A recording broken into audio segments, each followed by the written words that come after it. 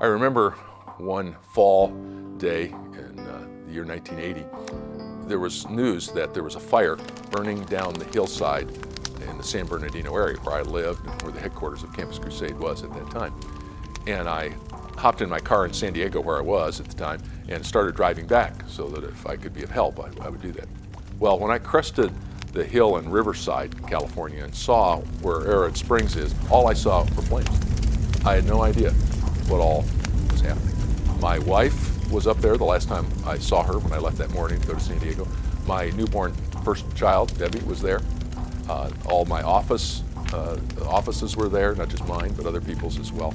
And I just didn't know what in the world might be happening. Well, when I got to town, I found out most of Arrowhead Springs was not destroyed by the fire. There were a few offices. Well, the big problem, though, for getting back to Arrowhead Springs was the bridge. It had burned out, and it was the only entrance to Arrowhead Springs. I got a call about 10 that morning. This was right after the embers had cooled. This was the next morning. And it was a guy named Gus Guth. Gus was a retired colonel in the Army Corps of Engineers. You know what they do? They build bridges. He said, if you'll give me $10,000, I'll give you a bridge by this afternoon. I said, Gus, you got it. Just check in with financial guy, we'll write you a check. Well, sure enough, he called me back about 3 that afternoon. He says, well, the bridge is built. To this day, I don't know how he pulled that off.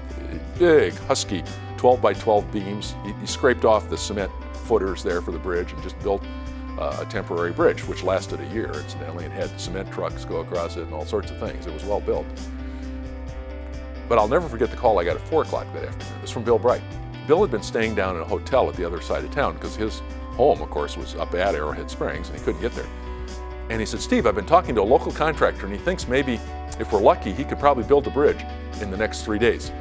This is the only time I've ever been able to say this to Bill Bright, but I'll never forget it. I said, Bill, your faith isn't big enough. We already got a bridge. He said, what? How did you do that? And I explained the story to him.